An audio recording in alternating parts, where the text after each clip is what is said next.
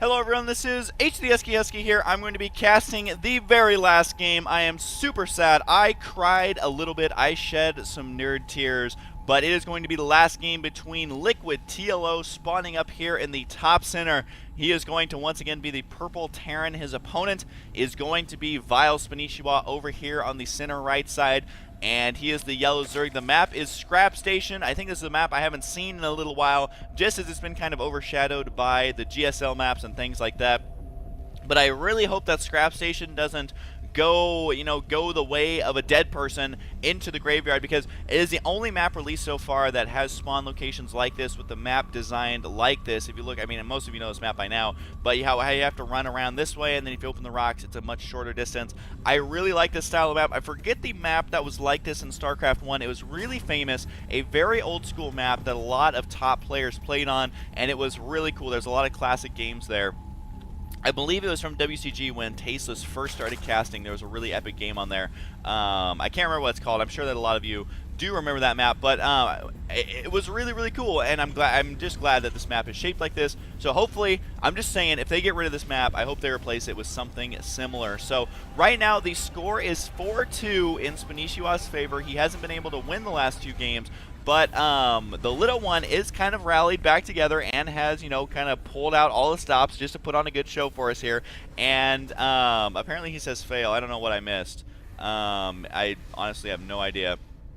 But they are laughing at each other regardless. And the Overlord is going to scout in here, see exactly what's going on, as the flight distance is ridiculously short. I wonder, is this the shortest flight distance, or is Metalopolis from this point to this point? Is it a shorter distance than Metalopolis? I don't know inch for inch, but it is pretty darn close regardless. And you can always see exactly what's going on. He should be able to get this Overlord out of here. It's going to be close now that this Marine is about to spawn, especially with the rally points being able to be set directly towards that Overlord. So hopefully for Spanishiwa's sake, he does not lose this Overlord. Little one is going to attempt to kill it.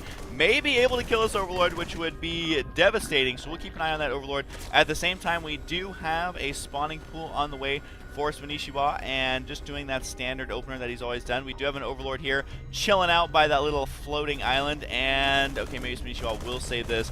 The angle, though, the Marine can still run up here to try and get a couple more shots. And there's a second Marine going to join him. No, barely escapes with that Overlord. Oh my god, that Overlord is sweating bullets, literally, because he just got shot so many times. What else can he sweat? But he will survive with this Overlord. The one problem with taking that much damage on an Overlord like this is if the little one goes for any air, he will be able to snipe it right away. And also, you usually want to scout around the 6 to 8 minute mark, especially if you're Spanishiwa and you're playing his style of play. And so once you scout with this Overlord, if you decide to, then he's going to have so much less HP that he will get taken out right away.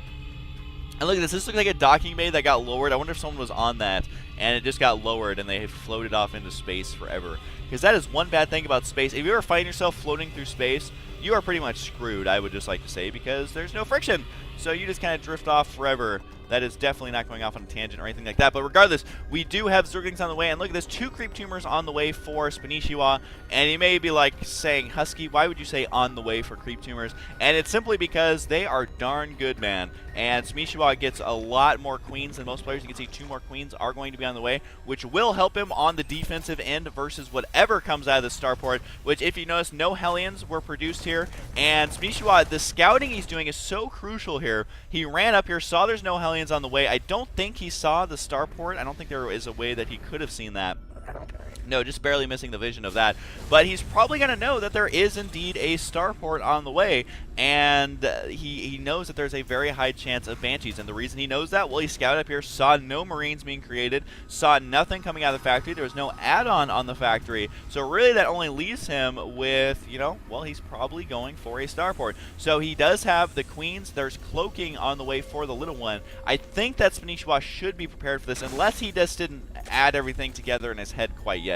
It's just that he needs to make sure to get some sort of detection. So either a lair tech or an evolution chamber is exactly what we're going to be looking for here. And so we do have, I mean, the cloaking, it does take 110 seconds. The Banshee itself takes 60, so he does start the cloaking sooner, just so that he can get out that as quickly as possible. and does have a Roach Warren on the way. This is not looking good for Spanishiwa. I don't think he realizes exactly what's on the way. He is using a lot of queens. He has 5 queens right now. Is making 2 more. It's just the problem is that he needs a lair. So I think he has, how many queens does he have? My God, 6 queens right now and 2 more queens on the way. So this will be good versus the Banshees if he can detect them. And he is going to scout up here, does see the add-on. I still don't think he knows about these cloaked Banshees. And look at this, the little one is going to be waiting here for just a little bit and should be moving out pretty soon once that cloaking is finished. Now, since his Banshee is done, she's going to be regenerating that energy, making her that much more effective. It's just that Spanishiwa. There goes the Spore, or the Evolution Chamber. I think this may be a little bit delayed at this point. We'll see if he's able to get it up in time. As the Banshees, there's going to be 2 Banshees which can focus down Spore Crawlers exceptionally easy, and if your positioning is not perfect, then your drones are extremely vulnerable. So the Overlord is going to spot this Banshee moving out, surprisingly cloaks it a little tiny bit early before getting to the base. Usually you want to cloak it right when they start getting attacked, and these drones now are going to be under attack. The Evolution Chamber is complete, but the Banshee still at 30 energy will be just fine. Look at the amount of creep spread going on here. And Spanishiwa has so many queens. He doesn't want to reveal the queens if he can help it, but unfortunately he cannot help it. He does not have a layer tech completed. He is working on the Spore Crawlers. Looks like he's going to focus on just trying to keep his queens alive as long as possible. And then he will, I'm sure, put another Spore Crawler down here at this expansion as well. The little one's macro slipping just a little bit. He did dip up to about 300 minerals. I guess it's usually dipped down, but it looks like this one Banshee will go down to all these queens. The queens are going to be healing each other, and the Banshees are moving out. Only 15 energy remains on this one. But if we do look at the workers killed, it has been able to kill 8 workers. Looks like Spanishiwa somehow killed 2. Must have been from doing, some sort of killing the scouts and things like that. Now, he does have roaches busting down these walls, and he is going to be going against siege tanks, unfortunately, fairly soon. And queens do not count as armored, so they do not take that additional damage versus the siege tanks, but the roaches do. And he wants to delay these bunkers if possible. Before his Zerglings, he's going to need more than that to attempt to do that. And this is obviously a game for fun here at the very end, so before this is over, I just want to have a huge thanks to Justin.tv for sponsoring this, and let me know which show match do you want to see next in the comments below. This one has been a lot of fun. I think you guys have hopefully enjoyed it. Just reading through the comments, people have seemed to enjoy it quite heavily. It is my pleasure to bring these to you. And it looks like the little one, look at this, going to the expansion in the top right simply because he knows he's going against Masked Queen here in just a moment. But queens versus siege tanks, this is going to be brutal, as that will be a pretty one-sided attack here, I think, from Spanishiwa. But he's just trying to have fun here at the very end. We'll see if this Masked Queen's work. We have seen the little one use Masked Queen to great effect in the past, so I don't know if he's going to get a lot of Zerglings. Yeah, he will use Zerglings to supplement this, which is exactly what he needs to do. The +1 range attack is done as well, which does affect queens. So now they do a whopping 10 damage, which is still absolutely nothing, considering his Zerglings do 5 and they attack much quicker. But here comes a potential attack right now. The creep tumors have not all been taken out, so there will be creep right up against these bunkers. Looks like Spanishiwa is ready to pounce. He's at 106 supply to 81. The little one going to be going for a Thor as well as a Viking, but if he would have just had Marine Marauder, he would have been in much better shape. Looks like he's going to be killing these destructible debris over here. The little one will catch wind of this, is going to set up siege tanks in position to defend against this, so we'll get 1 or 2 shots on these roaches. Look at how much damage that does from that splash damage, killing off the roaches. Spanishiwa needs to back up. No, decides to engage here. Does not have his Zerglings in position, though. He will be able to focus down 1 tank. The supply depot blocking the remainder of this. Look at this wall from the little one. It's not completely enough, but it will hold him off for just a little bit. Now, Thol is here, as well as the queens just now arriving. Going to be using that transfuse ability, but queens are so freaking slow here. It looks like the Spanishiwa may be in a decent position here to cause some sort of damage, although the little one is now in a defensive posture since he has lifted that off. Spanishiwa, I don't think, knows anything about the expansion on the top right side, but here comes the attack right now. Going to be attempting to use transfuse as much as possible. Look at how much energy these queens have since he got them so early. They can just mass transfuse each other. They do not do that much damage, though, especially with this Thor here. The little one needs to make sure to repair the Thor, as this Thor can really take on all of these units as long as he keeps it alive. I don't know if this Thor is going to hold up, though. Yes, it will. This Thor has 7 kills. What a hero Thor, able to hold this off, but the transfuses are too much.